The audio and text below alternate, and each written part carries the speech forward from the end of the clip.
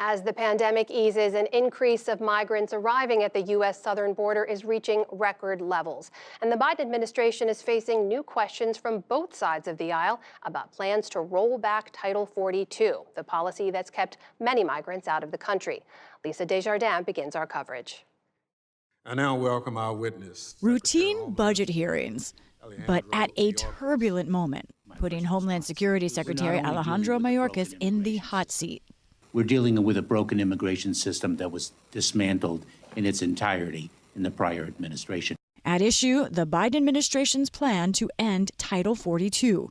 The crisis border continues to dominate the headlines, in part because of the administration's plans to repeal Title 42. The pandemic border powers are due to end May 23rd. They stem from Title 42 of U.S. law, allowing emergency action in a health crisis. The Trump administration first invoked Title 42, and it's been used more than 2 million times to expel migrants without chance for asylum. This month, the CDC concluded current health conditions make it unnecessary, and that block should end.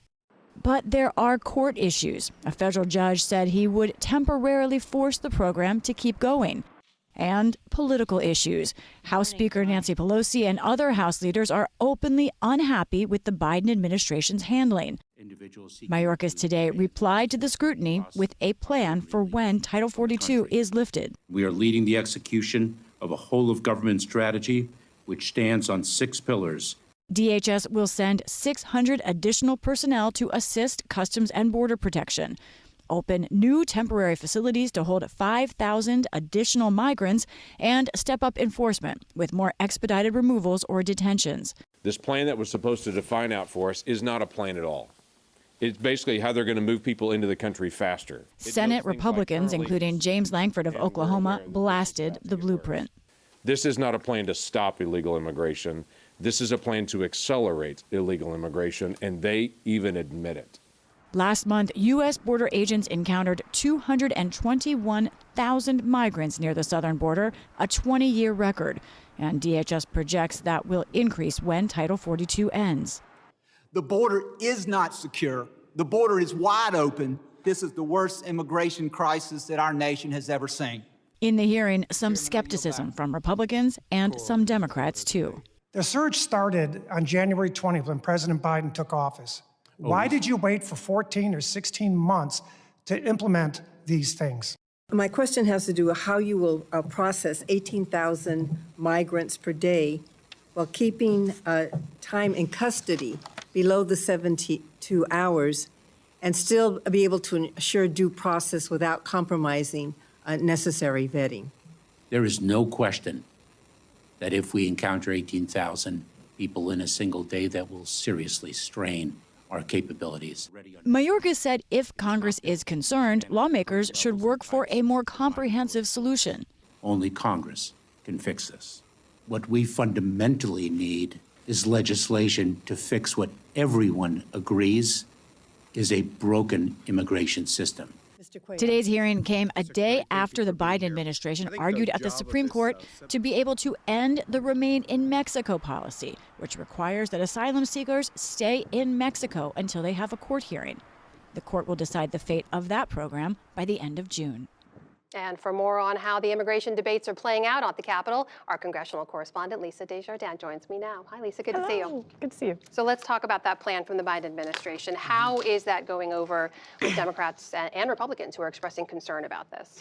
I have to say, talking to a lot of lawmakers and also top Democratic sources in particular who've had problems with the Title 42 kind of plan to lift it, there's a lot of silence today. And I think that doesn't register well for the DHS secretary, the Biden administration, which was hoping to say we have a comprehensive plan.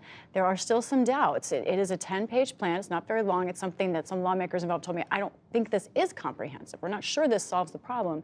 And I want to remind folks what we're talking about. This is something that Democrats have been saying for a few days. Here's an example from Senator Joe Manchin of West Virginia. 42 should not be done away with until we get an immigration policy or until the CDC basically says we do not have a health crisis. He's not alone. In the Senate alone, there are 10 or 11 other Democrats. You can look at these senators who have said, we don't think it's time to end Title 42. Some of them have said we need a better plan. Some of them said we need 2 months. They're in different places, but they just think it's not time May 23rd. Of course, there are Democrats who say it is time. That includes progressive Democrats and the Congressional Hispanic Caucus who say this is a policy about disease that actually now seems xenophobic, maybe racist, implying that immigrants are more susceptible or bring diseases in a different way than Americans do. So these are all very difficult debates going on right now. Right now, it's confusing on Capitol Hill, definitely unsettled. So they say they have concerns, but walk us through what some of the substantive concerns are about the rolling back of this policy and what the White House says in response. This is from Democrats and Republicans who are worried about it. There is a clear surge at the border, as you heard in the piece. That is tapping out and straining our resources to a dangerous level for some who are in border control, like the National Guardsman who died this week trying to rescue some migrants, and also for those migrants. There's a lot of concern about traffickers, smugglers, that we've seen an increase in fentanyl seizures, about 50% in a year. There's real concern about drug trafficking and whether that there is enough control over an expected surge. And what about the court's role in all of this? We know there's a pause on the program. What should we know about that? You know, just as you were sitting down and we were about to start this program, we did get the order from the judge who has said that there needs to be a pause. And we have some more specifics now. This judge is saying that the Biden administration for the next 14 days cannot lift this order, that there will be a hearing in mid-March. And after that, this judge says he thinks that the states who have a problem with lifting the order could succeed in their lawsuit. But as of yet, the May 23rd date hasn't been changed, but mid-May will tell us a lot. So a lot to follow in the days ahead. Meanwhile, as if that wasn't enough, all of this is tying up potential COVID medical funding, right, for vaccines and treatments and so on. Where does that stand right now? Let's go through where we are in the Capitol, because this is very important. All of these things are intersecting, as often happens in the Capitol. Let's talk about COVID money.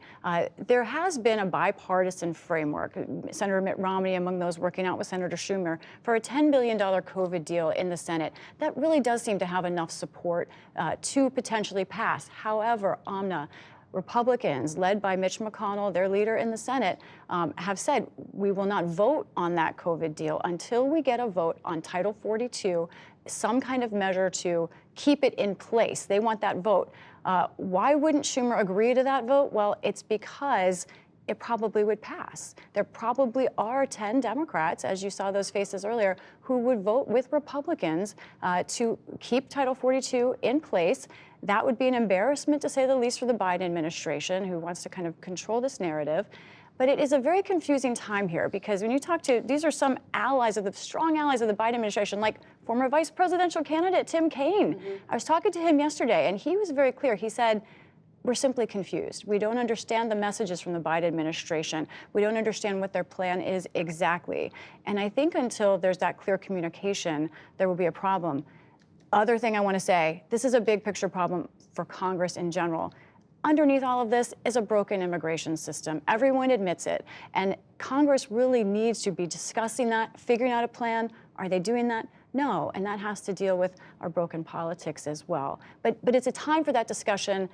Hopefully we'll see some. I don't know if we will.